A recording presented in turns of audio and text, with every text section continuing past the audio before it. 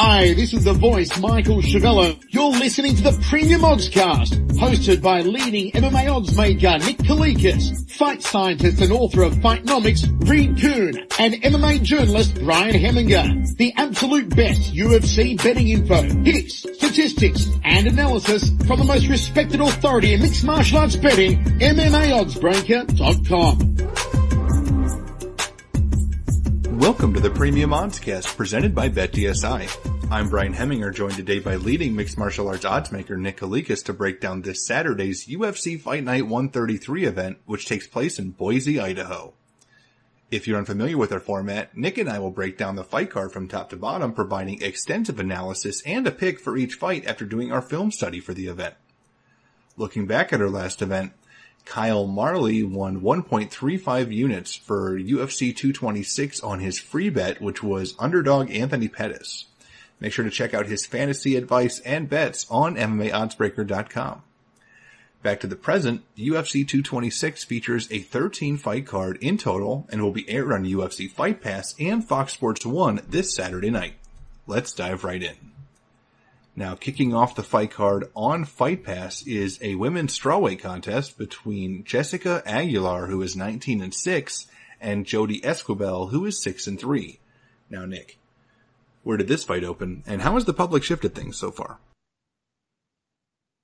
Aguilar opened minus 155, the comeback on Esquibel plus 115. And looking over a sponsored sportsbook, betdsi.eu, currently at DSI, it's Esquibel now minus 155. The comeback on Aguilar is actually plus 125. So line actually flipped. Now, Esquibel did close a favorite in their recent matchup. I mean, they were supposed to both take this fight at Fight Night 131, so a couple Fight Night cards ago. But unfortunately, Aguilar got removed from the card by the Athletic Commission due to medical concerns. So this kind of got rebooked a little bit here further down the road, a couple of Fight Night cards later.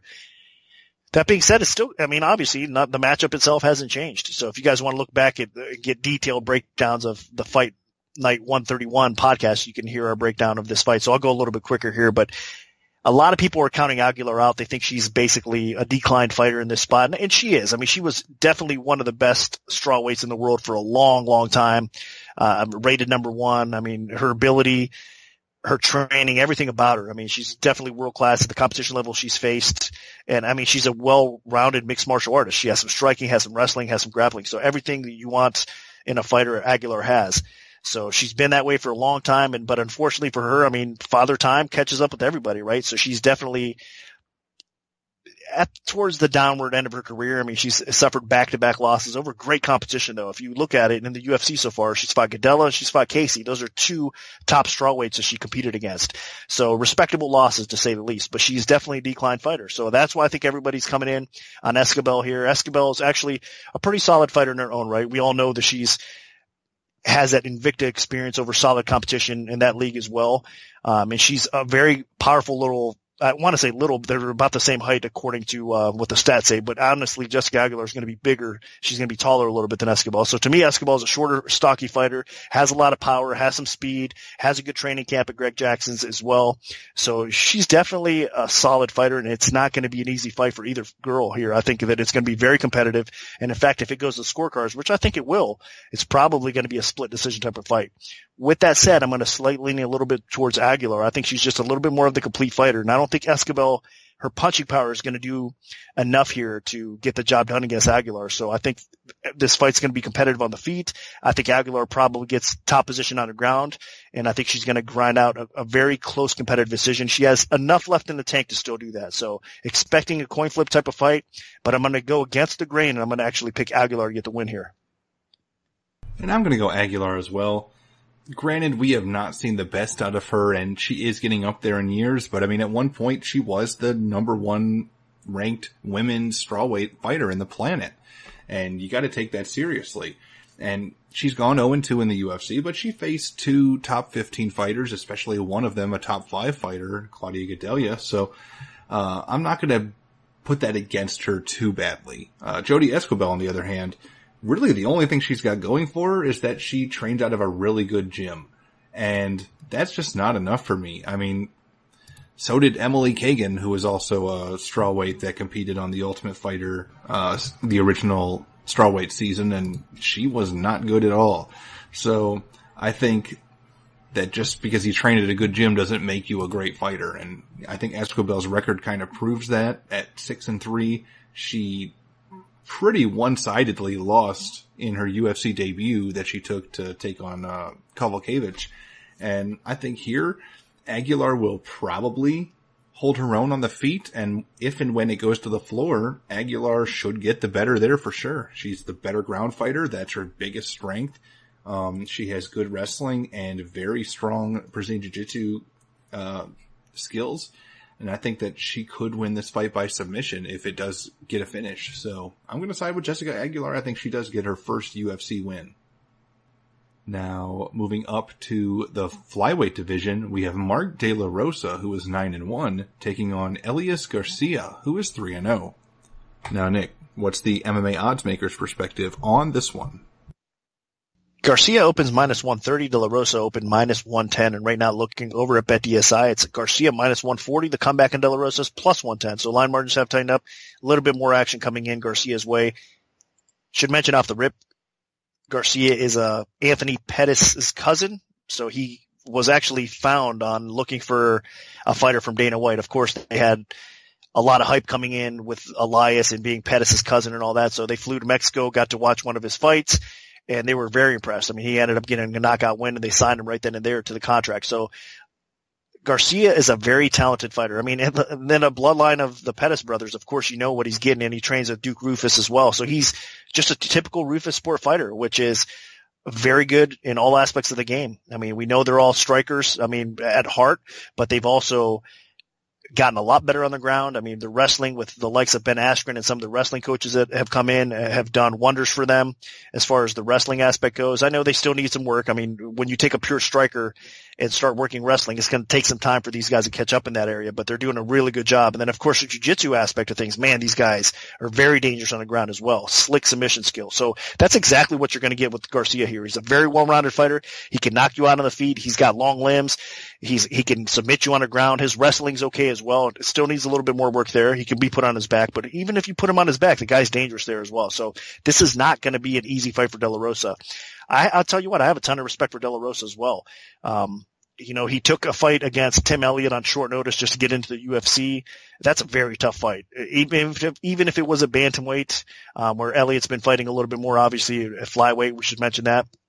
And also, I mean, Garcia's primarily a flyweight as well. So Garcia's taking this fight on short notice, or he's taking this fight coming in at bantamweight instead of flyweight. That's what's going on here as well. So normally Garcia would fight at flyweight. He's stepping up. De La Rosa is going to be in his natural division at bantamweight. So that's interesting as well. Now that said, De La Rosa is a very good fighter. I know that didn't really fare well for him in his UFC debut against Elliott, but Elliott's stylistically a tough matchup to come in as your first UFC fight. I mean, the guy has title fight experience. The guy has won the Ultimate Fighter before. I mean, he's got world-class grappling skills. He's faced the best of the best. I mean, it's a very tough fight to accomplish a win against Tim Elliott in your UFC debut. So I'll give De La Rosa the benefit of the doubt here, and he is better what he showed. I mean, De La Rosa is another well-rounded fighter. He's got some power on the feet. He's a little spark plug, man. I mean, he's fast, he's aggressive, and he's got KO power to go along with a pretty decent ground game. He can submit you on the ground as well. Now, of course, in the Elliott fight, he showed a little bit of weakness in a little bit of the ground defense and in the takedown defense as well. But against Garcia, I don't think he's going to have to worry about that all that much. Now, the ground defense he is going to have to worry about, but the pure wrestling aspect of it, I think he's not going to have to worry as much as Elliott was on him and that part of it. So it's going to be an interesting fight. I could see it going either way here. I'm going to pick Garcia to get the win here. I think that what he's shown so far, even though he's stepping up in weight class a little bit, I think his skill set, I trust him a little bit more. I think he's just slightly further ahead. Even though he doesn't have maybe the exact experience De La Rosa has, I still like what I see as far as a pure prospect from Garcia. I think he can do a little bit more damage on the feet, possibly tie De La Rosa up on the ground a little bit and make life tough for him and miserable for him as well. So slight lean towards Garcia in this matchup, so that's who I'm going to pick. And from top to bottom, let me just say this card is outstanding. I mean, it's very underrated, flying under the radar. Every fight on this card is a competitive matchup, so it's not easy as far as the betting window goes either, but there's some value to be had from top to bottom for sure, because I think there's going to be some dogs barking. But overall, for this matchup here, I'm going to slightly lean towards Garcia.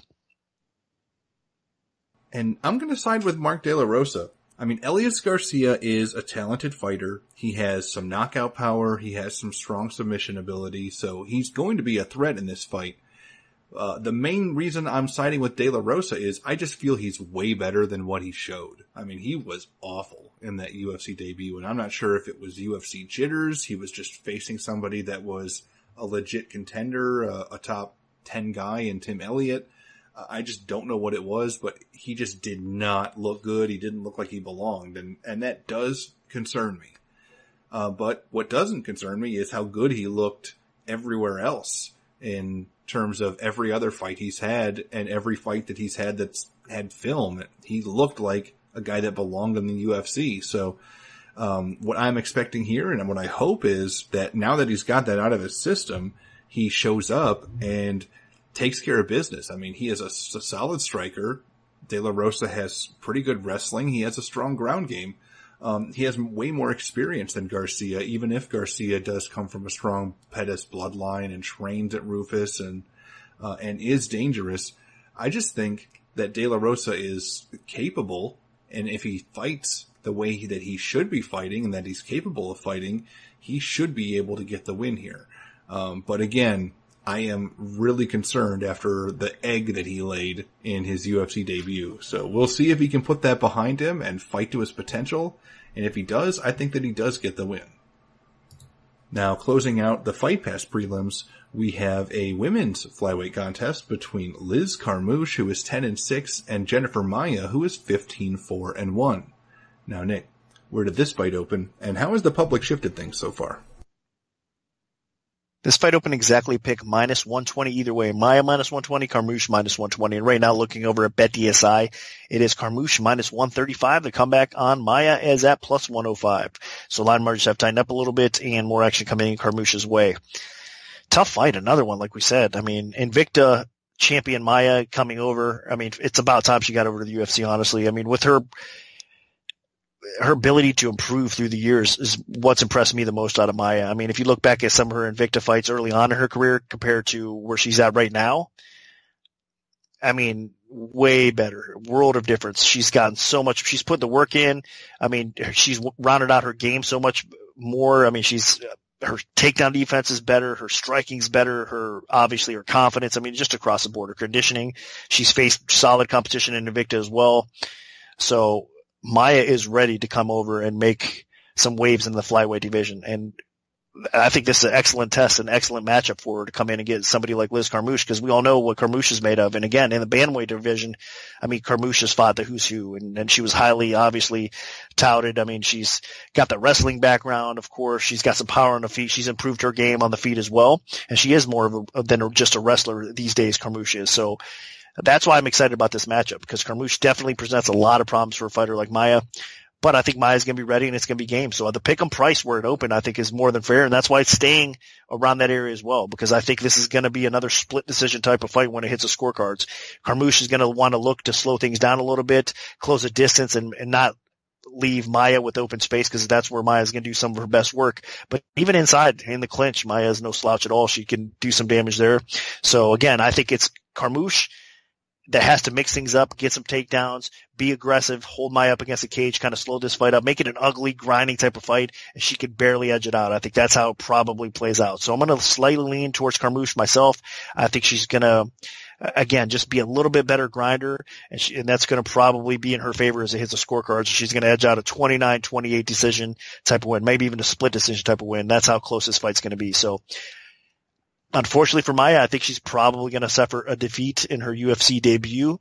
But man, watch out for this girl. She's going to probably win plenty of fights down the road as well, and make it to a contender type of status eventually in the UFC. That's how much she's improved, and I'm expecting her to keep on improving that much more as well. So Maia's legit, but I'm going to slightly lean towards Carmouche in this matchup.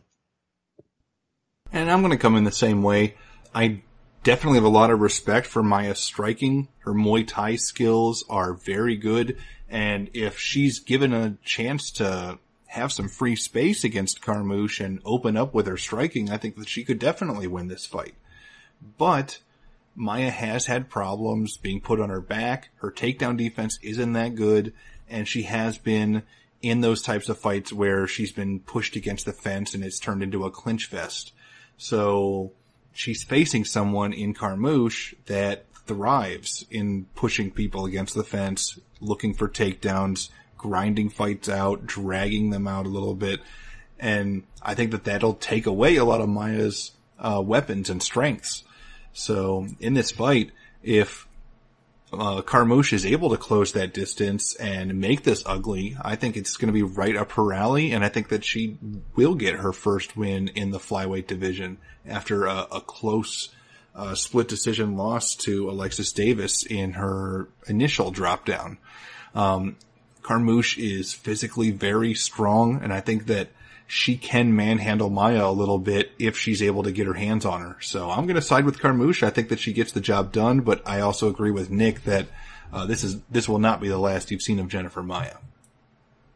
Now, kicking off the Fox Sports 1 prelims in the featherweight division, we have Kurt Holobaugh, who is 17-4, taking on Rayoni Barcelos, who is 11-1. Now, Nick, what's the MMA oddsmaker's perspective on this one? Holobaugh open minus 215, the comeback on Barcelos at plus 165. And right now over at BetDSI, it's minus 195 for Holobaugh. The comeback on Barcelos is at plus 155. So line margins have tightened up a little bit and line staying steady. It was a pretty solid opening line, I think. And it's a tough one again, because Holobaugh should be the rightful favorite in this matchup. I mean, he's got the much better experience as a whole. He even, had obviously a short stint, one fight in the UFC before, which he should have stuck around. I know he lost to Steven Seiler in that spot way back when, I believe it was in 2013. But outside of the UFC, man, the guy had proved that he belongs, amongst the best, definitely in the featherweight division, at least lightweight, featherweight. He's been bouncing back and forth for some time now, but he's definitely a skilled fighter. He's got it all. He's got the complete package. He can beat you on the feet, as proven in his Contender Series fight against Matt Bessette, man. I mean, Bessette is a very tough dude. He's not easy to finish, and Holobaugh just blew right through him. So that was more than impressive. And he's got a lot of solid wins on his resume, honestly. So Holobaugh continues to improve. Again, he's got some good striking. He's got some pretty solid wrestling to go along with a good grappling game as well. Now, he does have some kryptonite, and that is getting taken down and kind of dominated by better grinders than him, or getting outpointed. But he's game, even in those positions a lot of times. I mean, he makes things interesting and keeps things close. So Barcelos is going to have to come in here and really execute to the best of his ability to get the job done here against a very savvy Holobaugh. I think he could do it, though. I think it's going to be a very, very close fight. It'll be another one of these split decision type of fights if he hits the scorecards, because Barcelos, what I was saying about Holobaugh, he has a lot of the same attributes as well. He's got some really good striking on the feet. He's got some power to go along with it. He's got some wrestling. He's got a good ground game as well. He's fought pretty decent fighters. I mean, if you look at Barcelos's resume, a lot of it has come obviously outside of the UFC, but in the likes of RFA, which RFA is Access TV, and we all know that LFA, all those leagues right there are feeders for the UFC. So this guy has faced solid competition, the likes of Moret, and fighters like that. I know that, he actually was supposed to fight Veneta back at RFA 36 as well. So what I'm trying to say is Access TV Fights is a really good, solid, organization that definitely prepares you to fight UFC caliber fights when you're ready to come in, and exactly that when you're dealing with Barcelos. He's ready to come in, and I think he's going to hang with Holobaugh. I don't think he's going to beat Holobaugh on his UFC debut. I think Holobaugh's going to probably edge him out, but man, I wouldn't be surprised if it's another split decision type of fight, because again, I think these guys are going to be going back and forth on the feet. I think these guys are going to be jockeying for top position on the ground as well. I actually think Barcelos might get a little bit more top position on the ground in this matchup here, so Holobaugh has to be cautious and not settle for being on his back all that much in this fight. But as a whole, I think he won't do that, and I think he'll keep it upright for the most part, at least. And again, the exchanges on the feet will be back and forth, and I just slightly lean a little bit more towards Holobaugh. I think he's going to just edge it out in another close competitive fight. But Barcelos is another one of these guys at featherweight that you have to watch out for, and he's going to win some fights in the UFC. Unfortunately for him, I think Holobaugh is just too much of a test right now, especially for being out. I mean, a couple years like he has to bounce back, after your hiatus and come back against a guy like Holobaugh. It's just asking a little bit too much. So I think Holobaugh right now, confidence, his mental game, everything's kind of peaking for him. And I think he's going to have a successful, entry, I should say, into the UFC, because the last fight was against, as I mentioned, Bessette, but that was in the Contender Series. So this is his official second stint in the UFC, and I think he's going to start things off on a good note. So the pick is Holobaugh to win a very, very competitive fight. And I'm going to go the other way. I mean, Kurt Hollabaugh, you mentioned that Barcelos has been out for a while with a long layoff, but Hollabaugh has been out for a while as well with the suspension due to using the IV to rehydrate after winning his Tuesday Night Contender Series fight. I mean, it was an impressive performance, but he got, it doesn't count as a win on his record, actually. So I will say that Barcelos actually has a striking style that might mesh pretty well with Hollabaugh's, especially if Hollabaugh shows up very aggressive like he was against Bissett, looking to knock his head off. Barcelos has a counter-striking style that could play right into, or that Hollabaugh's style could play right into, and I think Barcelos could have some very good success on the feet. On the ground, as Nick mentioned, both of them are talented there, but I think Barcelos has the better ground game. He has strong submission ability. He has pretty good wrestling. I mean, he's just a well-rounded, talented Brazilian fighter. It sucks that he's making his UFC debut at 33 years old. I wish that he could have gotten here a little earlier, but that's just how it happened. And this guy is a legitimate talent that competed against some top opposition, and he was supposed to make his UFC debut about a year ago, but it didn't happen, and now it's finally happening. And I think that Hollabaugh is a beatable opponent. I mean, Hollabaugh performed well outside the UFC, going 8-2, and then earning this opportunity again. But I definitely feel like he's still, a similar fighter to what we saw originally when he lost to Steven Styler. And I think Barcelos can get this victory here, and I think that he does eke out a decision over Hollabaugh. Now, dropping down to the flyweight division, we have Justin Scoggins, who is 11-4, taking on Saeed Nurmagomedov, who is 11-1. Now, Nick, where did this fight open, and how has the public shifted things so far? Nurmagomedov opened -165. The comeback on Scoggins at +125, and right now looking over at BetDSI, it's currently with Nurmagomedov at -157. The comeback on Scoggins is at +127. So line margins have tightened up a little bit, and there is 2 action coming into this fight as well.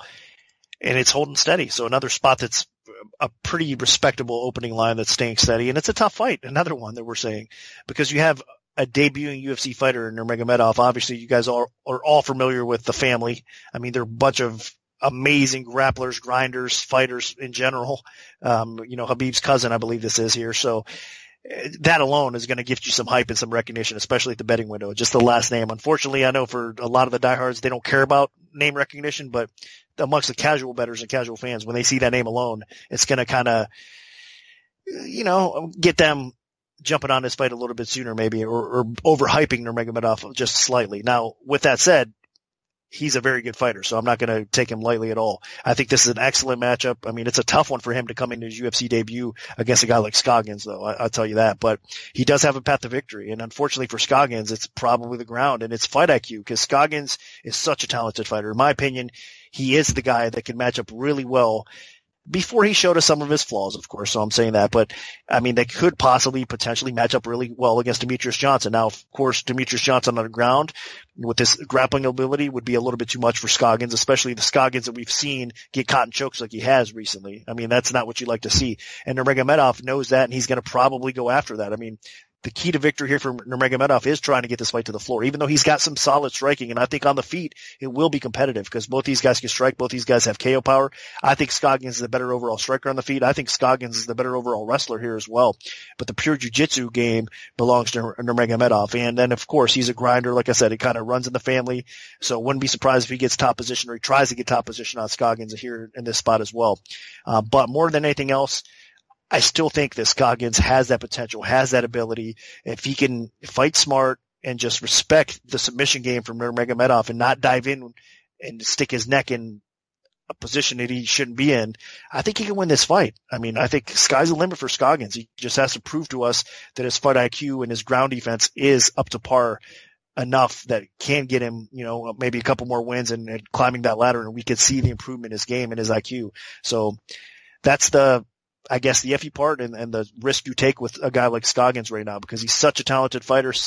It's a shame that he's been caught up in those losses, because I think, like I said, he's potentially a champion in the making here. So a really good fight. The winner's going to move on to way better things here soon. I bet you they get a giant push up that 125-pound ladder. That's no doubt about that for sure. I mean, these guys are both in a prime spot. Even Nurmagomedov making his debut, I think another couple fights, they'll probably push him towards a title shot if he does get this W. So with all that said, I'm still going to side with Scoggins. I'm hoping he doesn't get caught up in anything.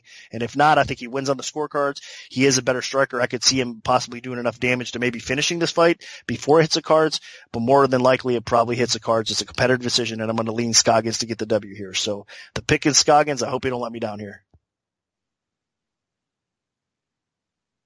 And I'm going to side with Scoggins as well. I'm definitely nervous about it just because Scoggins makes so many stupid mistakes in fights.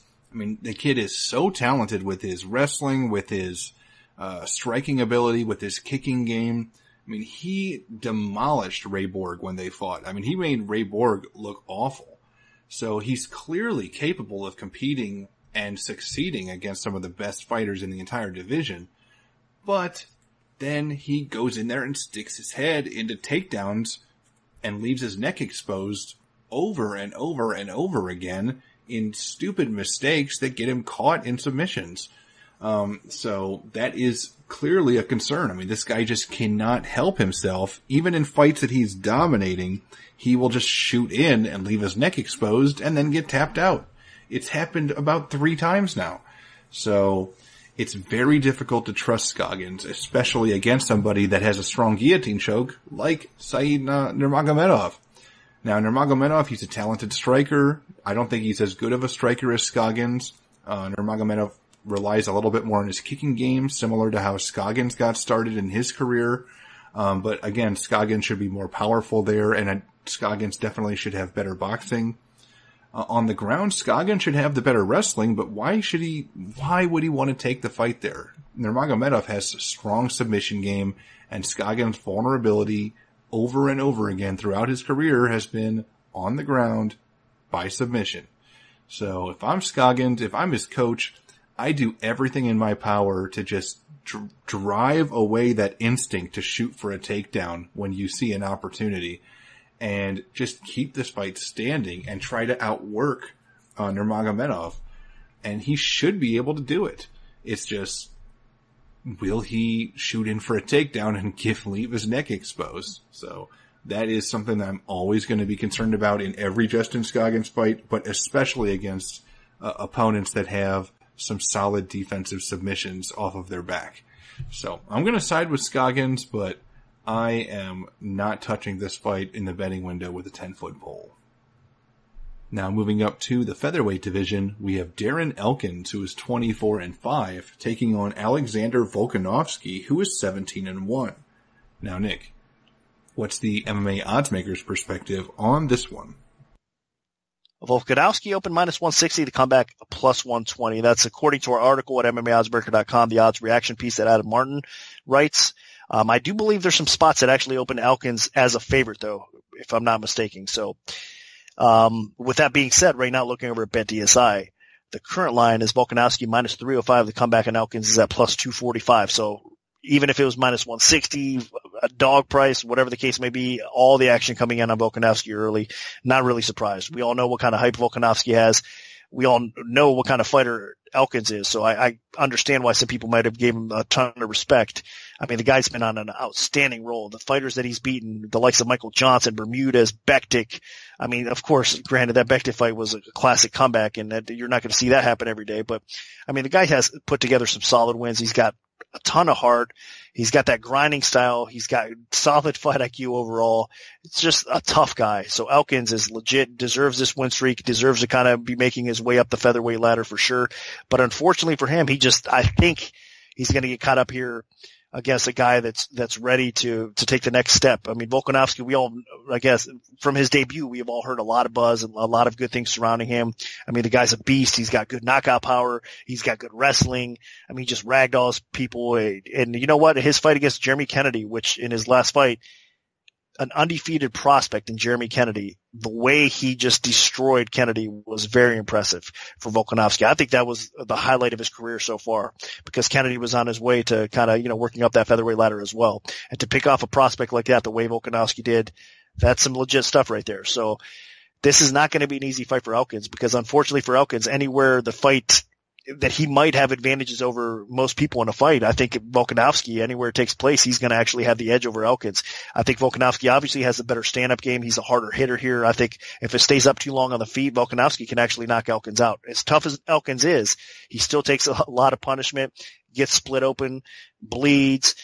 I think his chin, he has been rocked. He's tough as nails, but he has been rocked. And I think a guy like Volkanovski could definitely finish the job and put him out there as well. So not saying he has a bad chin, but I think in this spot here, it can definitely get tested. So wrestling, Elkins probably is going to look to take this fight to the floor and try to utilize that wrestling. I wouldn't be surprised if he's able to hit a takedown or two, but I don't think he's going to be able to hold Volkanovski down.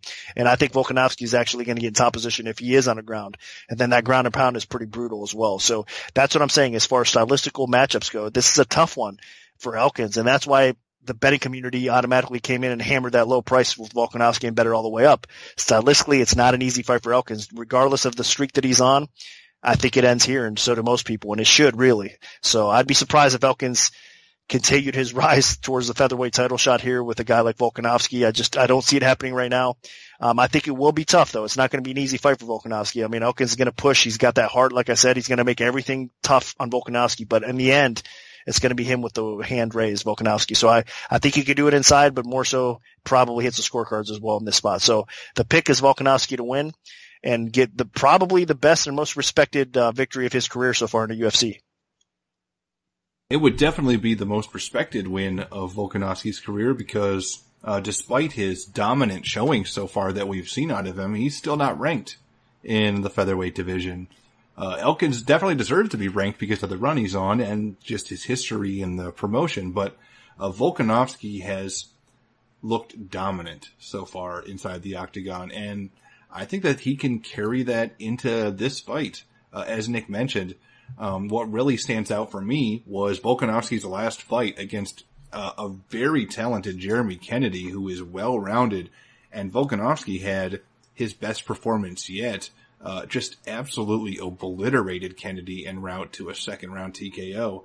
And against Elkins, he might be able to do the same thing. Granted, I think Elkins is a better version of Jeremy Kennedy, but Volkanovski and Elkins have similar skill sets, but Volkanovski is just a little bit better at those things. I think that Volkanovski is more aggressive. I think Volkanovski has better overall stand-up ability.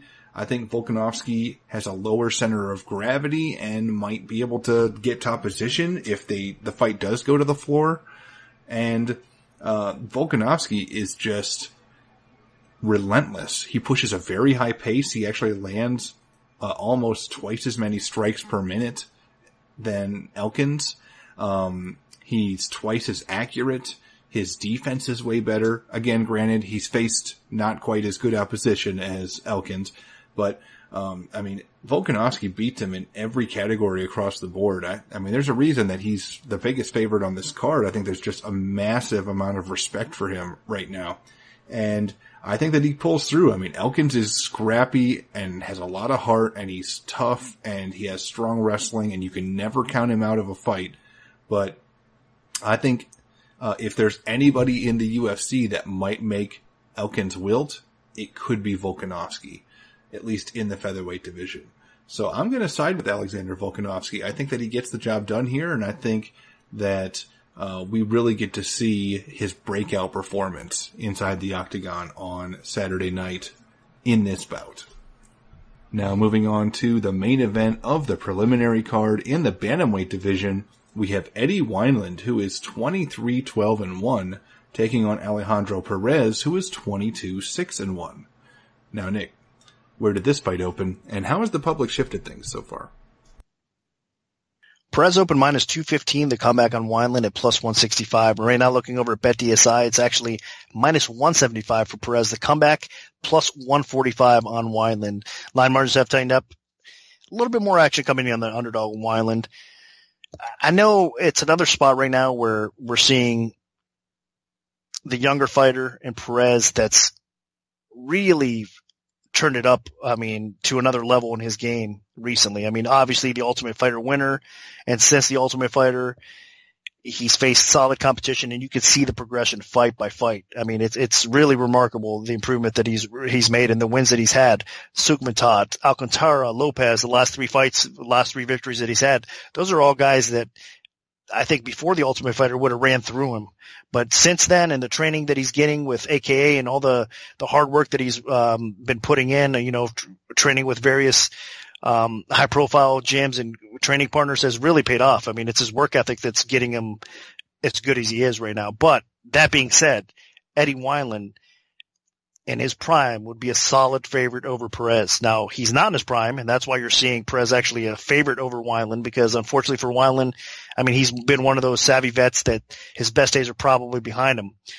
He didn't get knocked out by John Dodson in his last fight. Wineland did not, but so I'm looking at that look, his chin is at least solid enough to survive against a power puncher like Dodson. So I think he should be able to survive against somebody like Perez as well in this spot here. And not just that, I think Wineland can dish it out. And the thing with Perez, even though he's been really good, and I said his improvements have been obvious, he has been tagged in several fights where to the point where he's dropped, he's rocked, and that's not a good look at all. That's what's made his fights turn into all-out wars sometimes. If you look back through some of his recent fights, the guy's bounced up and he's been able to finish fights and win those fights a lot of times. So you got to give Perez credit, but I don't know if he's going to get a second chance with a guy like Wineland, because one thing that doesn't leave with an old knockout artist is the punching power. And I think Wineland can connect and possibly put Perez out in this spot here. So, or it can even just rock him enough to steal rounds. You got to be cautious with that as well. So this is not a gimme fight. Should be a fight where Perez fights smart. He keeps his hands high and doesn't get clipped and knocked out. He probably outpoints Wineland on the scorecards. I can see that happening. So if this goes to the cards, I edge it out to Perez. Or maybe Perez does land that knockout blow on Wineland, because Wineland is a declined fighter that his chin is getting a little bit worse as well. So I could see Perez possibly getting the knockout win over Wineland as well. But that wild card is definitely Wineland's power and the experience that he has and the people that he's faced. So Perez has to be careful, and that's what's making me lean a little bit more towards Perez, but it's definitely a dog or pass situation. So I would not lay the chalk on Perez in this spot against Wineland. I think this is a kind of a sleeper fight where Wineland might have enough left and just pulls off a really surprising win. I'm not going to say a huge upset, because it's really not, but a surprising win to most of us at least, because we do expect Wineland to be that kind of declining fighter that eventually gets cut from the roster or heads over to Bellator or one of those scenarios. But he gets a win here, then he's going to keep his job and keep his contract a little bit longer, and it's quite possible that he does. So another good fight here. I'm going to slightly lean towards Perez, but it's a dog or pass situation in my opinion. And I'm going to go Perez as well. Eddie Wineland is always going to be dangerous. He has very good knockout power. We saw that in his brief little resurgence that he had recently with, in 2016 with the TKOs and knockouts against, Frankie Saenz and Takeya Mitsugaki. But, he returned last year, and John Dodson, made him look silly. Granted, Dodson is a lot faster than Wineland, has some good power, and Wineland just wasn't able to connect in that fight. And I think that Alejandro Perez can kind of do something similar. Now, he's not quite as fast as Dodson, but he has good speed on the feet. He's crafty. He can outpoint Wineland over the course of 3 rounds. He just has to protect his chin. That's always been Alejandro Perez's biggest flaw, is he is a bit chinny. He's been caught multiple times by some good strikers and some not so good strikers even, and that has set up a couple of his losses. But he also has been able to dig deep and pull out decisions against fighters that did have good power and weren't able to connect on his chin. And I think that that's kind of what's going to happen here. Perez is well-rounded. He mixes things up well. He's about 10% more accurate than Wineland. He's a little bit more active than Wineland. He has good enough striking defense that I think that he can avoid Wineland's power, and he might even mix in a takedown or two just to keep Wineland honest. Now, Wineland is, again, always going to be dangerous because of the power he possesses, But unless he clips Perez along the way, I think that Perez will win a decision here. So my pick is going to be Alejandro Perez. Now, kicking off the Fox Sports 1 main card, we have Kat Zingano, who is 9-3 in the women's bantamweight division, taking on Marion Renault, who is 9-3-1.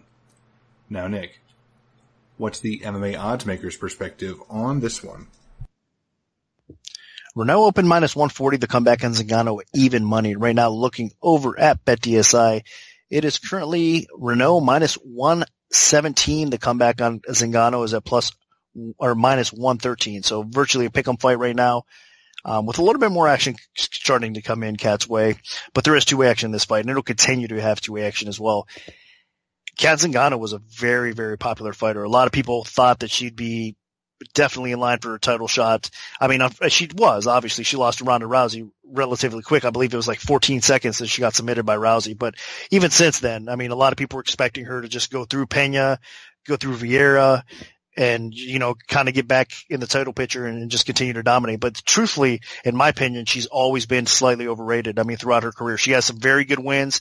I mean, if you look back at some of the wins she has on her resume, you cannot take those away from her. Very solid competition, very good fights, and she's not a bad fighter in any means. But I just think she was a little bit overrated, overhyped throughout her career. And then again, once she got into the UFC, outside of the Nunes win, which is crazy to say, but she does have a win over the current champion Nunes. But she had to dig deep in that fight, and she had to come back, and that was when her conditioning wasn't quite as good. So with that said, I mean, outside of that, she hasn't had that much success in the UFC. But I'm bringing this up because I think she's actually gotten better. I mean, like I said, I thought she was always a little bit overrated in her losses to Pena, in her last fight to Vieira. I'll tell you what, Vieira, in my opinion, is definitely one of the future champions in the UFC, especially in the bantamweight division. I think Vieira is legit. I think she's going to be possibly the one to give Nunes even some trouble if she could, hangs on her strap for a while, because Vieira is definitely knocking on that title door, and with her ability, she could possibly win that strap. So she has a close split decision loss to, I think, who is a potential champion of Vieira, Kat Zingano. And in that fight, she showed heart, she started coming on, she started making that fight interesting as the fight progressed a little bit. So in my opinion, Kat Zingano is improving. I mean, she's suffering these losses, but I see the improvements in her game, which is totally crazy to say that because she is suffering some losses, and she was a girl that wasn't losing before. So I know it's a little backwards, but that's just how I see it. So in this spot against Renault here, I think actually Zingano is probably the right side. I know Renault, if you look at it on the feet, she's the more technical striker. She's probably the better striker. If you look at the pure jiu-jitsu game, Renault's probably the better jiu-jitsu artist as well. But with all of it said, I think the improvements again of Zingano, I think her wrestling's better. I think she's going to probably get the fight to the ground and get top position. Now again, Renault is dangerous off her back. She's proven that time and time again, but I think Zingano's going to be able to kind of neutralize her ground game and her ground attack a little bit and just stay on top, drop some ground and pound. And obviously that's going to help her en route to steal a close decision, what I think. On the feet, she has to be careful, but she does pack quite a punch in her own right. I mean, she's going to be aggressive. She's going to try to bully Renault probably into the cage and try to slow this fight down a little bit and just use her aggression and her strength to break her down as the fight goes on. Because in space, I think Renault's going to be very dangerous for Kat Zingano. So she definitely has to close the gap and get this fight to her realm more than anything else. So I'm looking forward to this fight. I think it's going to be a really good fight. I think this is a good spot for Zingano to actually bounce back and get on the winning track again over a very solid person that's making actually, her own argument that she should be getting a title shot soon as well. And if Renault does get this win over Zingano, she's in the mix for sure. I mean, you can't deny her. She's been very impressive as well. So two ladies that are going to bring it, and they're looking to kind of work up the ladder and potentially get a future bantamweight title shot. There's a lot on the line here. I think Zingano's going to get back on track and steal this win. So the pick is Zingano to probably impress and open up some eyes. Now, that is my biggest concern would be Renault finishes her inside. So if you're going to bet Renault in this spot, I would just say bet it inside. I mean, I think that's how she wins. I don't think she's going to win on the scorecards. I think it's Zingano. So the pick is Zingano, probably wins the decision here.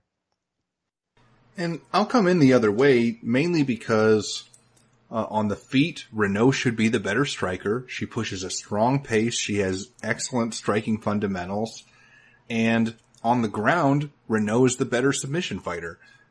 She has very strong triangle chokes and arm bars and anything off of her back. She has a pretty good top control game. She can land ground and pound. Realistically, the only thing I see that Zingano is better than Renault is she has a little bit better wrestling. And I just don't think that the path to victory for Zingano is shooting in for repeated takedowns, because then you're playing right into Renault's submission game, which is a big threat. I think that she could catch Zingano with a submission if that's what Zingano repeatedly does with shooting for takedowns. So Renault also, I mean, she has a strong history of coming on late in fights and either earning a late finish or just demolishing her opponent with a barrage of strikes. I think that she can make Zingano wilt a little bit on the feet. Now, Zingano will be dangerous. She has some good knees up in the clinch. She has some strong elbows. Her Muay Thai game isn't too bad. But in just pure striking, that's really not her strength. She's more of a clinch fighter, somebody that just wants to get up, make things ugly, land some dirty boxing. And as long as Renault is able to kind of avoid those situations and either keep this in open space or get this to the floor, even if she's on her back, I think Renault has a good chance of either outpointing Zingano or potentially submitting her. So I'm going to go the other way, and I'm going to side with the 41-year-old Marion Renault, who just does not seem like she is getting any older, maybe even defying father time at this point. Now, moving up to the featherweight division, we have Miles Jury, who is 17-2, taking on Chad Mendes, who is 17-4. Now, Nick, where did this fight open, and how has the public shifted things so far? Mendes open minus 230, the comeback on Jury plus 170. And right now, looking over at BetDSI, line margins have tightened up, and there is a drop. Right now, it's Mendes at minus 175, the comeback plus 145 on Jury. It was actually a little bit lower than that as well. Now we're starting to see some Mendes action, I think, come back in. So there is two action in this fight, but early on it was dog action. Man, I mean, what can you say here in this spot? It's interesting because Mendes was one of the best fighters in the featherweight division. I mean, we've seen that. I thought he was actually going to wear that strap eventually. Unfortunately for him, he suffered that short notice loss to Conor McGregor, and he did have some success early on, in that fight, but unfortunately his gas tank kind of let him down a little bit, and McGregor came through. After that, though, the surprising thing was that he got knocked out by Frankie Edgar. I mean, not that he lost to Edgar, because we all know, Edgar's one of the best that UFC's ever seen, but to get blasted and put out by Edgar that quickly in round one was definitely a surprise. So it's a head scratcher. And of course, then he suffered the USADA suspension, and now he's making his return. So I think a lot of people kind of forgot about Chad Mendes, as hard as that is to believe, because he was such a mainstay in the featherweight division. I mean, just a monster as far as his knockout power, his speed, his athleticism, his wrestling. I mean, the guy is so good. His chokes, man, that alpha male guillotine choke, unbelievable. So Mendes is a very good fighter, but with the time off and with him not really performing all that well in his last few fights, I mean, it's kind of a head scratcher right now. What are we going to see from Mendes? Now obviously with the USADA and everything coming into play here, I mean, testing he don't want to flunk another test. Obviously, he's going to be spending that much longer. So you would think, I mean, he has his act cleaned up a little bit here. He's put the work in. I heard he had a great training camp. Everything's going as planned, and I mean, he feels great right now. So according to him and according to his camp, he's ready to fight. I just doubt him right now. I have to see him perform, and really, I hope this fight goes, for Mendes' sake, I hope it goes 3 strong. I want to see his conditioning, how it's going to hold up in the 3-round fight, and how tired he is at the end of the 3rd round, because that's going to show us a lot for the future of Chad Mendes in this spot. But he might not make it that far. I mean, Miles Jury is no joke. Obviously he's got a total complete skill set as well. He doesn't have that one-punch knockout power that Mendes does. Mendes does. He's more explosive, Mendes is, than Jury, and he's got better wrestling as well. But Jury also has some solid wrestling. He also has some good striking skill. He also has some good knockout power. He also has some length in his fight, and he's got a submission game to go along with it. So this is not an easy fight to come back to if you're Chad Mendes. And to me, I've been a big fan of Miles Jury for a long time. In fact, he's kind of disappointed me in his losses to Cerrone and Oliveira. I wasn't expecting Oliveira I mean, we know that Oliveira could pretty much submit anybody. He gets around your neck, you're done. But I thought personally that Jury was going to be a little bit better defensively and not kind of get caught up in all that right away, as quick as it did at least. So that was disappointing for me, but he did bounce back since he moved down to the featherweight division after he suffered that first loss against Oliveira. He did bounce back and get 2 impressive wins over De La Torre and then in his last fight over Rick Glenn. So it's nice to see him get back on track because, again, I thought this guy was a future champion in his own right myself. So you have 2 elite MMA fighters going at it here. I'm going to side with Jury because he's just a little bit more proven at this point. I mean, again, we're not talking about what they've accomplished in their UFC careers. We're talking about what they've accomplished lately in the last couple of years. And Mendes, we haven't seen where he's at right now. And with how he looked before the suspension until now, it's just hard to trust him in this spot, especially against a very game and dangerous Miles Jury. So I'm going to pick Jury. I think his length could give Mendes a lot of problems. I think even underground, if Mendes gets top position, I think Jury's going to give him some fits there as well and probably not end up staying underground. And if that's the case, then round 2 and round 3 is going to get a lot tougher for Mendes because I think Jury's going to be a lot harder to take down and then he can obviously utilize that length and that striking ability on the feet. So I think it plays out where we eventually see Jury probably finishing Mendes right before his scorecard. So the pick is Jury, and I wouldn't be surprised to see it end inside. Part of me hopes that I'm wrong and we see Mendes look back to form, look like that champion caliber fighter that we've seen before, kind of as he was working up that ladder. I hope we see that Mendes, but I don't think we're going to see him. So the pick is Jury to have the biggest win of his career against Mendes. If Mendes does return to form, I mean, this is a winnable fight.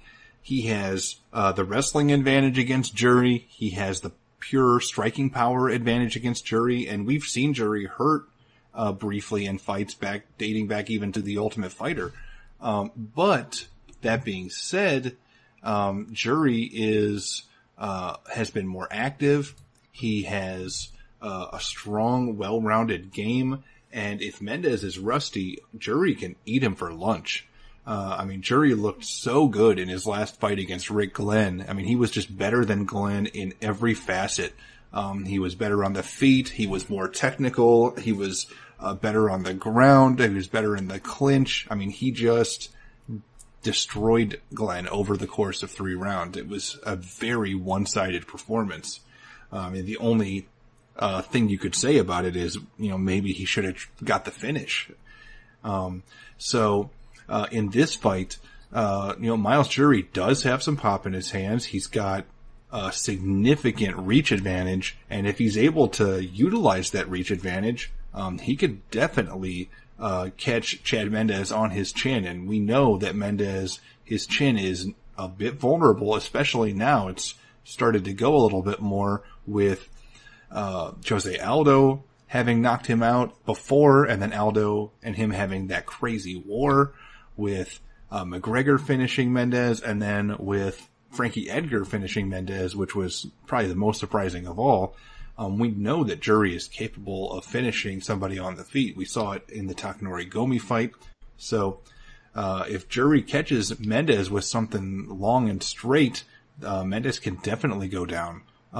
Jury also has those long limbs that can potentially catch Mendes in something on the ground, although that's a little bit more unlikely. We really haven't seen Mendes have too many problems with submissions against any submission fighters. The main thing here is, how is Mendes going to respond to some adversity? Has his chin gotten any better during this long layoff? Is he going to be rusty? And will he be able to take Jury down and without having any issues with Jury's pretty strong ground game? So a lot of questions that we're going to see answered. And as Nick mentioned, if Mendes was already on a decline, how's he going to perform after a long layoff? So I'm just going to play it safe here and side with Jury, who did look really good in his last fight compared to Mendes. But if Mendes can return to form, he could definitely win this fight if he lands something heavy or if he's able to kind of ground Jury over the course of 3 rounds. So I'm going to side with Jury, but I'm definitely cautious in case old Chad Mendes returns. Now, moving up to the welterweight division, we have Randy Brown, who is 10-2, taking on Nico Price, who is 11-1 with 1 no contest. Now, Nick, what's the MMA oddsmaker's perspective on this one? Price open minus 145, Randy Brown plus 105. Looking over at BetDSI right now, it's minus 130 for Brown. The comeback on Price, even money. So line flip, more action coming in Brown's way. But again, another spot where you're going to draw two-way action because this is a competitive line, a competitive fight as well. I'm looking forward to it actually because I think this is a big test for both gentlemen here. I mean, we've seen Nico Price kind of have his ups and downs so far in the UFC. I mean, he had his ups by knocking Joban out. He had his down by getting submitted by Luque in that fight. And then, of course, he bounced back with another submission win over George Sullivan in his last fight. I mean, what my take is on Price, he's got some size for the division, of course, because he's got some length. He's got some finishing ability on the feet. He's got some finishing ability on the ground as well. But he is a little wild and he is a little aggressive, and that leads to defensive flaws, whether it's on the feet and on the ground a little bit as well. So I think he's at that spot where he's still improving though, and he's young enough that he's going to continue to improve at age 28 and getting this real-time experience and getting the confidence of submitting guys like Sullivan or getting wins over a guy like Joban. I mean, that's very, very good for your resume and your career and your progression as a fighter. So he's definitely getting better as he progresses in the UFC. There's no question about that. His technique's even getting a little bit cleaner as well. I've seen that, but he's still a little bit too sloppy for my liking. And I think Randy Brown is just a little bit more of a technical fighter of the two. And again, talk about length. Randy Brown's actually a little bit longer. I think he is the more technical striker on the feet. I don't think he has as much pure power as Nico Price does, but he does have enough power to do some damage as well. And then on the ground, I think that Randy Brown also can hang with him, and he's got the ability to be dangerous, I guess, and throw up some submissions, of course, as well. He's got some wrestling that he can utilize offensively. Defensively, he needs to improve a little bit, though, as well. He has been put on his back against strong wrestlers, and he's been controlled in that aspect as well. So this is why it's going to be a very close fight, because these guys have a lot of similarities back and forth. These guys are both going to look to get top position on the ground. These guys are going to both look for the knockout on the feet as well. I'm going to lean a little bit more towards Randy Brown as well. I just think that technique is going to do him good here in this spot because it is going to be a little bit cleaner. His defense, I think, is going to be a little bit tighter, and I think he's going to be able to exploit the openings that Price leaves as he's coming in a little bit more aggressive. So that's why I kind of lean a little bit more towards Randy Brown here in this spot. But another one that's a pick'em fight for a reason. So it's difficult at the betting window, but I still think right now where it's at, it's Randy Brown or pass situation here. The pick is going to be Brown to pull off the close competitive win over Nico Price. I'll side with Randy Brown as well. I just think that overall, Brown is the more technical striker of the two. He uses his length better. He has a very strong reach for the welterweight division. Now, Price has a pretty good reach too, but it feels like he's more of the brawling type. He wants to get inside. He wants to land that huge shot. And if this fight goes to the floor, Price does look for the occasional takedowns. He's not great at them. But if he does get it, I'm a little concerned that Brown is a little too comfortable off of his back and that Price could hold top position against him. That being said, with Brown's crazy length in the welterweight division, he could present some threats. He can throw up arm bars, triangle chokes. I mean, you name it. He's pretty aggressive off of his back, even if he is a little too comfortable there. And he could reverse the position. I'm impressed with Brown's ability to connect offensively. He is significantly more accurate than Price and does land at a higher rate per minute. So I think Brown will be the more active striker. I think Brown will be connecting more often due to his reach advantage. And as long as he stays at distance, he's going to be finding a home for those jabs and potential straight shots and definitely some kicks if he's able to mix those in. And, Brown is the type of fighter that is always adding a little bit more to his game every time we see him. And I think that Nico Price, I really haven't seen him do anything different in any of his fights than what we've seen in his first fight, where he's going out there and he's trying to win by first round knockout for the most part. If it goes longer than that, that's not part of his game plan for the most part. So I think that Randy Brown paces himself here, outstrikes Price, makes Price miss more often than not, and then uses that length well and frustrates Price. And I think that Randy Brown can win a decision here. So Brown is going to be my pick. Now dropping down to the featherweight division, we have Dennis Bermudez, who is 17-8, taking on Rick Glenn, who is 25-1. Now, Nick, where did this fight open, and how has the public shifted things so far?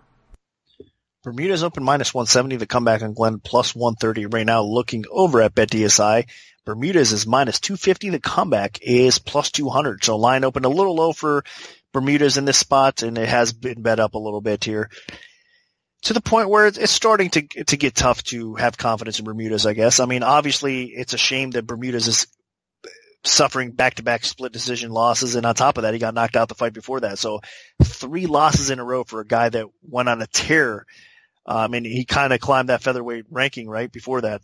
Not too long before that. I know he suffered, he had a couple losses before that as well. But I'm saying that crazy win streak that he went on, I mean, he was definitely an elite featherweight that we all thought would possibly, again, get that title shot and be a threat for the title contention. And how quickly things turn.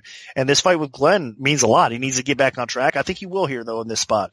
I mean, Rick Glenn, like we said, very talented fighter. I mean, if you look, he reminds me, I mean, there's a lot of similarities with him and Miles Jury, especially with the length in the division, how well-rounded they are with their skill sets. I mean, Glenn, when he came into the UFC, he's been one of these savvy veterans that have been around the sport for a long time. And I was glad to see him get the opportunity in the UFC because he belongs, really. And his wins over Nova and Tucker have proven that. But unfortunately, again, he ran into a buzzsaw on Miles Jury. And now he's going to probably run into another one in Dennis Bermudez, because what I think here in this matchup with Bermudez is the better wrestler in this spot. Bermudez obviously is just a better athlete overall. And he should be able to win this fight. The problem is Bermudez's chin.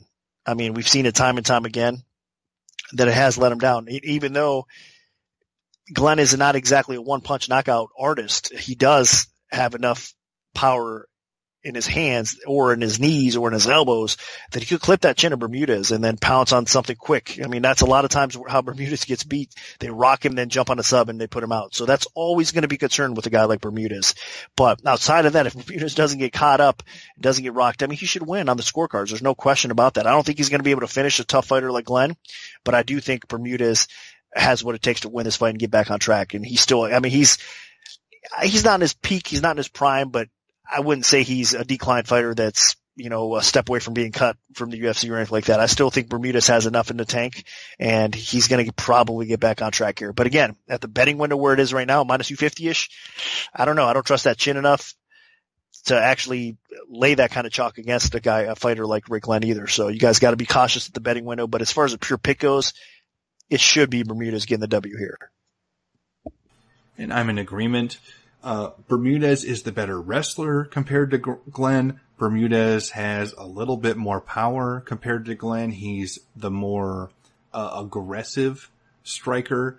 Granted, his chin is not very good.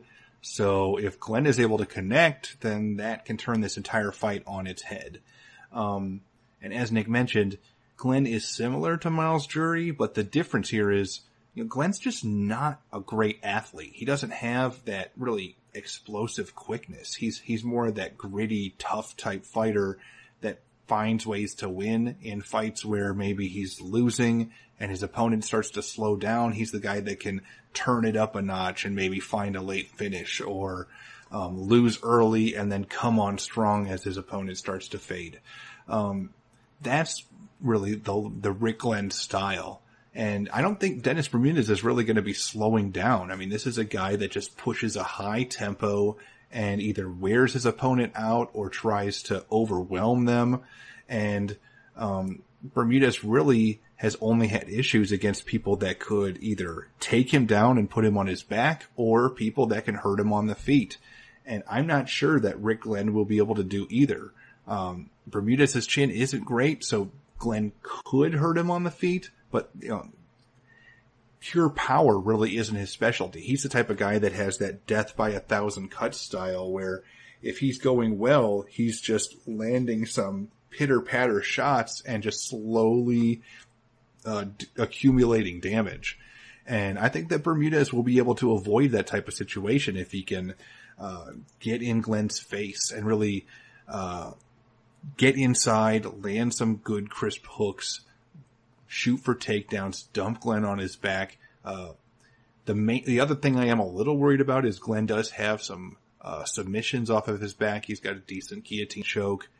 So he could be a threat if Bermudez is just diving headfirst into takedowns.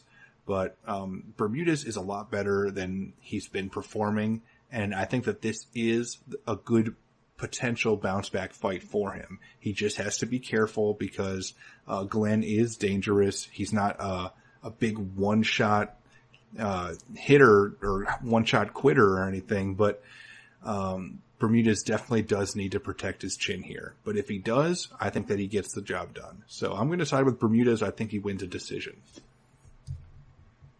Now this brings us to the co-main event of the evening in the welterweight division. We have Sage Northcutt, who is 10-2, taking on Zach Otto, who is 16-5. Now, Nick, what's the MMA oddsmaker's perspective on this one? Northcutt open -140. The comeback on Otto, even money. And right now, what we're seeing over at BetDSI is -140 for Northcutt, +110 for Otto as well. So line margins have tightened up a little bit, and there is two action coming in this fight. Another tough one. I mean, I think the line where it's at right now is kind of appropriately set. I've never been a huge supporter of Sage Northcutt. We all know that I've liked to fade him in the past and have had success doing so as well. But I must say this. Northcutt's improvement is definitely evident. He is getting better in all aspects of the game. I think it was a really good move, training with Team Alpha Male. Again, he's another one of these guys that's bounced around from camp to camp and has had some world-class training. So it's not like he wasn't getting it before, but I think that the Faber camp and Alpha Male guys have definitely upped his game to another level.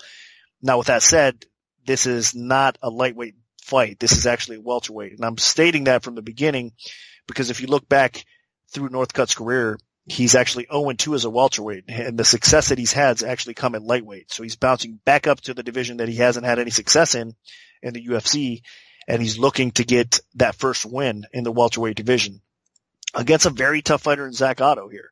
So it's not going to be an easy task. That's why I think the line's appropriately set. I mean, of course, we all know that Sage Northcutt has a ton of hype. He's a popular fighter as well.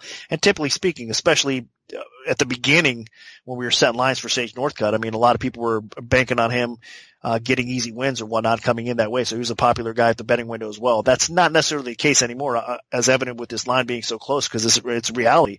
This should be a competitive matchup. I think Otto actually has several advantages in this fight, but one advantage that he does not have is the speed and athleticism. I mean, if you watch Northcutt, he's a gifted athlete. There's no question about that. He was a good sport karate fighter. He's trained, like I said, even in sport karate, in the sport karate world. He's had a lot of good training and he's put a lot of work into the martial arts since he was a kid. So he has all that ability. I mean, the physique, everything to go along with it. I mean, it shows. The guy is definitely quick, explosive. He has even decent wrestling, decent timing on his takedowns as well, offensively at least.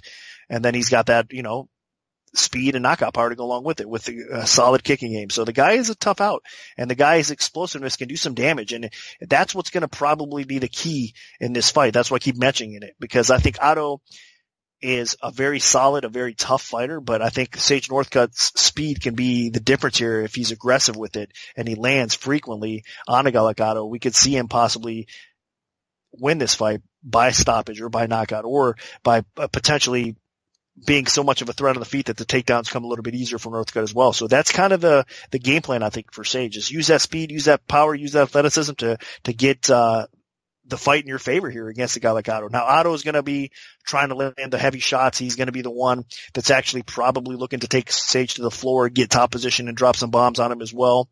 And he's going to have success doing so, I think, especially as the fight progresses. I think Northcutt's conditioning has gotten a little better, but that's been one of his Achilles heels as well, is his conditioning has let him down from time to time, and he does slow down as the fight progresses to the point where it's noticeable at times. So again, I think with Alpha Male and the training he's getting, that has improved some. But I think with the power and the grittiness that a guy like Otto has. It's not going to be an easy fight for Northcutt. I mean, Otto's going to be pushing the pace, and if Northcutt doesn't get him out of there early, round 2 and round 3 is going to probably be miserable for a guy like Northcutt as well. So I'm going to take the underdog again against Northcutt. Again, I'm kind of on the fence with this one, going back and forth a little bit because I can see Northcutt possibly getting this win, but I still wouldn't lay the chalk on him, even if it's only 140. This is definitely a dog or pass situation in Otto. This is a tough test for, I think, Northcutt again. And if he passes it, which his progression and his improvement says it might happen in this fight, I'll be impressed. I mean, that'll definitely be a solid win. That would definitely tell us that Northcutt is getting to the point where you have to take the guy seriously. Not that you don't, but you know what I'm saying. I mean, it'd be a very solid win over a guy like Otto. So with all that being said, I'm still not going to pick Northcutt. I'm still going to side with Otto here. I just think he does have that punching power. I am worried about Northcutt's chin a little bit as well. He has been tagged and rocked in several fights, and Otto does have enough punching power that he could probably do some damage and maybe get him out of there. So Northcutt usually manages to survive. He ends up getting rocked, but he recovers fairly quickly. Doesn't do him good because he's lost, a few of those fights or whatnot as well. But that being said, I'm expecting a better Northcutt to show up here, but I don't know if it's still going to be enough to take out a guy like Otto. So the pick is Otto to get the W here, maybe even by stoppage against Northcutt. I'm going to go with Sage Northcutt. Now, Zach Otto is capable of winning this fight. He has the style that could win this fight with that grinding, and he also has a little bit of power that he showed in the Mike Pyle knockout in his most recent win. So he could grind this out, put Sage Northcutt on his back, and keep him there, especially as Northcutt starts to slow down potentially, because he uses so much energy and explosive movement early. And he has the power to clip Sage on the chin, and we've seen Northcutt get rocked on the feet and get hurt in fights. So both paths to victory for Otto are there. That being said, Northcutt is way faster than Otto. He is such a better athlete. It's crazy. And Northcutt has some good power. He has some wrestling. And he's getting better pretty much every time we've seen him. As Nick mentioned, though, I am a little concerned that he has not performed well in the welterweight division. So moving up a weight class, granted, I think it's only a matter of time until he moved up to welterweight permanently. Maybe the last couple times he tried out welterweight, it was just a little too early in his career. But being 22 years old now, and still filling out overall with his body, I mean, he's just too big to stay at lightweight long term. Kind of like Jake Matthews, another lightweight prospect that moved up to welterweight. So I think with Sage, though, I mean, he's got the reflexes, the agility, the speed, the athleticism, the power, everything going for him. If he can just start to put that all together, I mean, he can definitely be a threat. And Zach Otto is somebody that he can definitely take advantage of with that speed and power. I mean, he can step in and crack Otto. Especially with the way that Otto just kind of folded against Li Jinglong. That gives me a little bit more confidence here. I'm still going to be concerned because Otto has enough power in his hands to crack Sage and knock him out and set up a finish.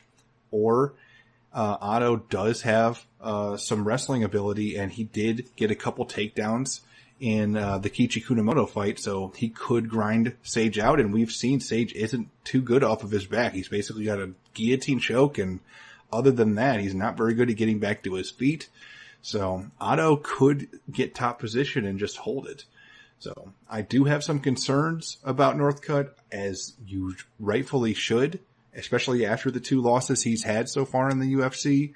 But I am going to side with Northcutt here. I think it's a winnable fight, and I think that youth and athleticism does help him prevail. Now this brings us to the main event of the evening in the heavyweight division. We have former champion Junior Dos Santos, who is 18-5, taking on UFC newcomer Blagoy Ivanov, who is 16-1-1. Now, Nick, where did this fight open, and how has the public shifted things so far? JDS minus 120, Ivanov minus 120. That was the opening line. And right now what we're seeing at BetDSI is minus 175 for JDS. The comeback on Ivanov is plus 145. So needless to say, the action came in JDS's way. Nothing to the point where the books are going to be buried on JDS action because, I mean, limits are a lot lower, obviously, when they first open up. So they are getting two-way action. And we're going to probably see some dog action come back on Ivanov as well. So it's going to be an interesting spot to see where the books end up in this fight. Because you have a not young, I mean, he's 31 years old, but as far as UFC career goes, I mean, a guy making his UFC debut that's a hungry fighter that has fought in other leagues like World Series of Fighting, like Bellator, that has had a lot of success against solid competition. The guy's a finisher, for the most part. And that's what he's going to look to do against JDS here. I mean, for JDS, this doesn't really look like the right fight. I mean, he's coming off the USADA suspension. He's coming off a knockout loss to the hands of Stipe that looked just awful, in my opinion, to him. I mean, how he got beat in that fight was just, wasn't expecting, I mean, Stipe to just run through him like that. So that shows me sign of a declined fighter. I mean, he backs up, gets himself against the cage, and then he lets these guys unload, and his chin is not taking the punishment these days at all. So Ivanov is one of those fighters that could definitely do that same sort of thing. Now, of course, he's going to be the smaller fighter here, and JDS has fought the who's who in the UFC, you know, the best in the world. So what Ivanov throws at him, it's going to be nothing too special that he hasn't seen before. But I mean, when Father Time does catch up to you and your chin is on the decline and you're coming off of USADA suspension and you're facing a guy in front of you that has knockout power, not a good combination. So I think JDS is definitely the better fighter. In fact, I think he should actually try to wrestle here in this spot a little bit, get top position and try to blast out Ivanov on the ground. I think he might be a little bit safer doing so in that spot. I can't pick JDS here. I think, I mean, the writing's on the wall for him. I think Ivanov's being brought in here to be another true contender for the heavyweight division potentially here. And a win over JDS will definitely get him that attention, get him that respect, and they'll throw him in the mix. I mean, a win for JDS here in this spot over Ivanov, it's going to mean that he maybe have some life left, of course. It's a much needed win for him, and it'll keep him relevant somewhat. But I mean, I think his better days are behind him for sure. And Ivanov is probably going to get this win anyway. So I don't know. I just don't see it. I just don't have confidence in JDS these days. It's sad to say because he is one of the best UFC heavyweights of all time, in my opinion. I mean, the guy was a tremendous fighter, but his days are past it right now. And I think it's Ivanov's time to come in, get a solid win, and just kind of throw his hat in as a potential contender down the road. So I'm going to pick the sled upset here and Ivanov to get the knockout win over JDS. It's going to be sad, but JDS gets knocked out again. And I'm going to come in the other way. Now, obviously, Ivanov is dangerous. I mean, he had a nice run in Bellator. He's fought in other promotions and had success. And his only career loss was to one of the UFC's current top contenders in Volkov. So I expect that Ivanov is going to be capable of winning this fight. I mean, you go back, I mean, this guy has fought through so much adversity through his career with that crazy knife attack and everything. He beat Fedor in Combat Sambo. I mean, this is a guy that is definitely capable of pulling something impressive off. That being said, Junior Dos Santos is a fighter that is still at a high level. I mean, yeah, he looked terrible in his last fight, but he looked terrible against the best record-breaking UFC heavyweight champion of all time in Stipe Miocic. So I'm not going to hold that against him too badly. Dos Santos should have the boxing advantage here against Ivanov. He should be the better athlete. He should be more explosive. He should be able to crack Ivanov on the feet and hurt him. Now, Ivanov has power too, so I expect that if he lands something nasty against Dos Santos, he can hurt him too. But this fight should stay upright. Dos Santos has pretty good takedown defense, so I don't think Ivanov will be able to really use any of his wrestling or judo or any of that. So if this just stays as a pure stand-up fight, then Dos Santos should just be the better athlete that can get off his front foot a little bit quicker. I think this fight will be actually a lot closer to like when Dos Santos fought Ben Rothwell. I mean, yeah, Rothwell was dangerous and had power, but he was just a lot slower. And Dos Santos was able to take advantage of that. So that's how I see this fight playing out. I think it's going to be pretty straightforward. I I'm a little concerned about the layoff with Dos Santos. I'm a little concerned that he continues to allow opponents to just push him on his back foot and then he gets stuck against the fence. And if that happens, Ivanov will have a path to victory with being able to kind of corner him against the fence and land something nasty. But I think if Dos Santos can keep this fight in open space and utilize his athleticism and speed, then it's going to be very difficult for him to be beaten. So I'm going to side with the former champ. I think that he does still have something left in the tank, and I'll be rooting for him on Saturday night. So my pick is going to be Junior Dos Santos. So that'll do it for our full event breakdown for UFC Fight Night 133. Now, if we have any free plays to give out, make sure to follow at MMAOB Premium on Twitter because that's where we'll post them first. We can also notify you of our free bets via email alert if you prefer that method. Just send an email to picks@MMAOddsBreaker.com and we'll add you to our free bet mailing list. Special thanks to BetDSI. Good luck, everyone, and hopefully the betting gods are on your side this weekend.